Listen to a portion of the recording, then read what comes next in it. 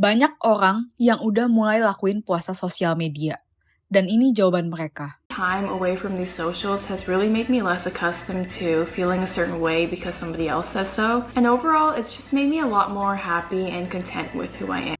Kalau lu masih suka terdistraksi dengan sosial media, atau sekedar pengen kurangin waktu di sosial media, ini video yang tepat untuk lu.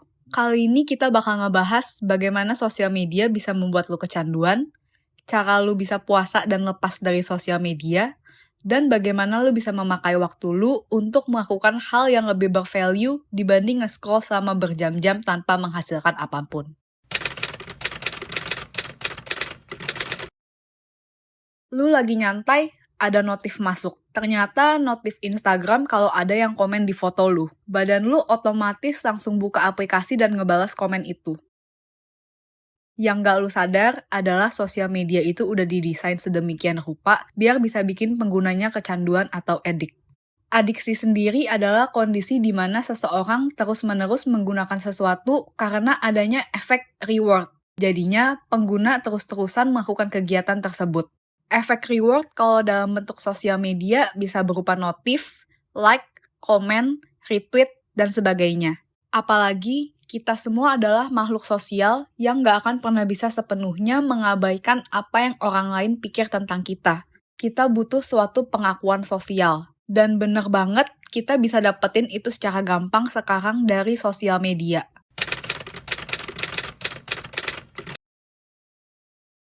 Sampai sini mungkin lu nanya, jadi apa nih yang bisa kita lakuin untuk ngurangin kecanduan ini? Gua akan berikan analogi simple. Lu lihat trik and tips masak di internet.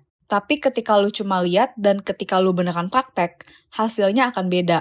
Begitu juga dalam case ini. Lu harus beneran ikutan praktek biar bisa pegang kontrol dan kendali lagi atas kehidupan lu. Disinilah gua mau lu mengusung filosofi digital minimalism.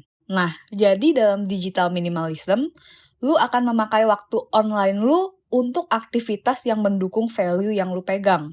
Lu akan menjadi orang yang gak keberatan untuk ketinggalan berita atau hal lainnya. Gue pengen kalian lupain hal-hal gak penting itu dan align fokus kalian ke hal besar yang beneran membawa value ke kehidupan kalian. Ada 3 hal yang harus kalian tahu tentang digital minimalism.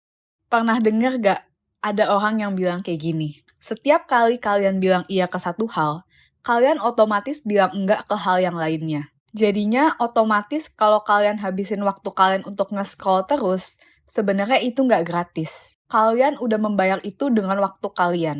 Dimana waktu itu sebenarnya bisa kalian pakai buat ngerjain goals kalian. Sekarang tergantung kaliannya aja.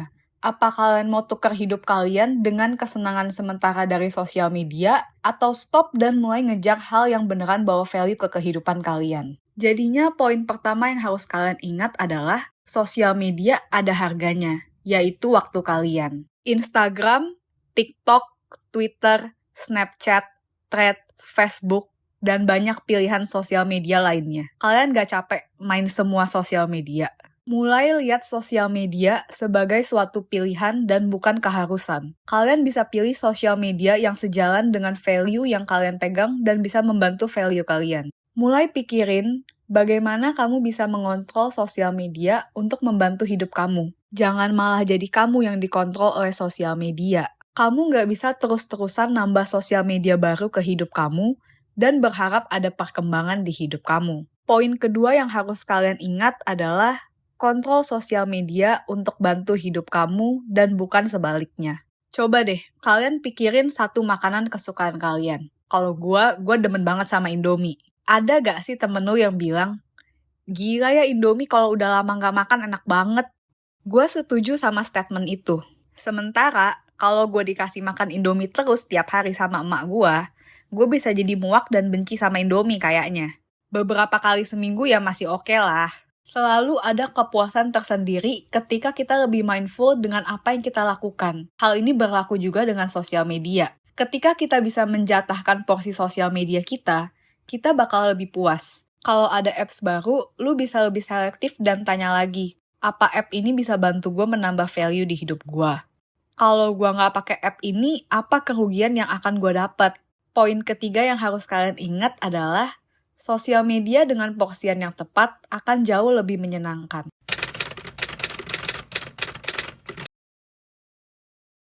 Gua ada challenge untuk kalian. Ini challenge yang udah dilakuin banyak banget orang. Di akhir challenge, ketika mereka berhasil, semua jawabnya sama. Mereka lebih happy dan gak nyesel udah ngelakuin challenge ini. Mungkin kalian bisa lihat, ada yang cara puasa sosial medianya beda-beda. Ada yang sama sekali gak pakai sosial media, ada juga yang ngebatasin screen time mereka. Tapi untuk video kali ini, gue pengen jelasin cara dari bukunya aja. Di buku ini disebut sebagai digital declutter. Ini adalah sebuah latihan di mana kalian membatasi pemakaian teknologi kalian dalam 30 hari. Dan nanti di akhir, kalian akan mulai lagi pengenalan sama teknologi tersebut. Di momen ini, kalian harus tentuin teknologi mana yang opsional. Opsional di sini punya arti, kalau kalian nggak pakai, nggak akan menimbulkan efek negatif apapun di hidup kalian. Penting buat di notes kalau kalian nggak boleh kompromi-kompromian sama sekali ya di tahap ini. Ketika kalian udah tentuin app mana yang emang opsional, kalian bisa mulai ambil break 30 hari dari app itu. Emang gue tahu berat banget di awal buat remove app ini dari hidup kalian. Dan di buku ini juga dijelasin, terutama di minggu 1 dan minggu 2. Tapi masuk minggu ketiga bakalan lebih gampang. Di 30 hari ini, kalian bukan cuma nggak main app aja, tapi kalian harus isi waktu ini untuk melakukan aktivitas yang menurut kalian meaningful. Tipsnya, setiap kali kalian mau main app yang udah kalian ban, mulai lakuin aktivitas yang kalian pilih. Misalnya, di 30 hari ini gue mau coba belajar desain dan gue pengen belajar affiliate marketing. Setiap kali gue pengen banget nge-scroll TikTok, gue akan pakai waktunya buat belajar dari kelas desain yang udah gue beli. Misalnya setiap hari gue pakai TikTok 4 jam, gue udah nuker waktunya buat belajar desain 4 jam. Jadi gue pengen di akhir 30 hari ini, kalian semua puas dengan challenge-nya karena kalian sadar bahwa kalian udah menghabiskan waktu untuk aktivitas yang ngebawa value ke hidup kalian. Dan kalian sadar bahwa sosial media itu opsional dan cuma sekedar tambahan di hidup kita. Nah, kalian udah berhasil selesain challenge 30 hari ini. Sekarang, gue mau kalian lihat lagi ke app yang udah kalian ban selama 30 hari kemarin. Gue mau kalian buang semua app yang gak lulus ke standar value kehidupan kalian. Beberapa pertanyaan mengenai value yang bisa kalian ajuin ke diri kalian sendiri adalah, apakah aplikasi ini support ke hal yang gue value? Apakah aplikasi ini cara terbaik buat support hal yang gue value? Bagaimana cara gue nanti dalam memakai aplikasi ini biar gak ngerugiin tapi malah datengin keuntungan ke hidup gue? Di momen ini, diri kalian sendiri yang tahu mana yang terbaik. Gua nggak bisa tentuin dan kasih jawaban mana app yang bisa lu pakai karena kebutuhan orang semuanya beda-beda.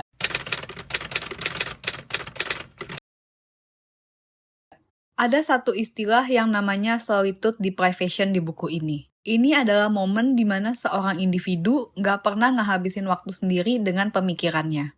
Ketika kita lagi sendiri atau bosen, badan kita udah otomatis bergerak dan ke settingnya buat main HP.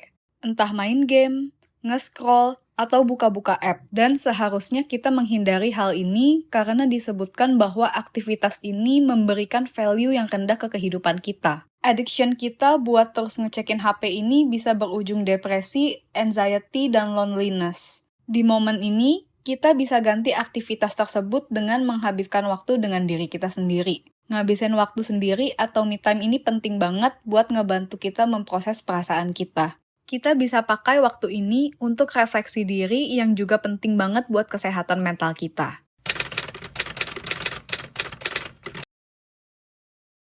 Tergantung dari bagaimana kita menggunakan sosial media, bisa ada dua outcome. Antara kita seneng atau malah membuat kita semakin merasa sendiri. Semakin banyak seseorang memakai sosial media secara aur-auran, lebih besar kemungkinan orang itu untuk merasa kesepian. Keputusannya ada di tangan kalian mau pilih hidup yang seperti apa. Gua harap video kali ini membantu, terutama buat temen-temen yang beneran kecanduan sampai ngorbanin waktu tidur atau waktu bersosialisasi di dunia nyata. Kalau video ini membantu, jangan lupa dukung channel ini dengan like, komen, dan subscribe.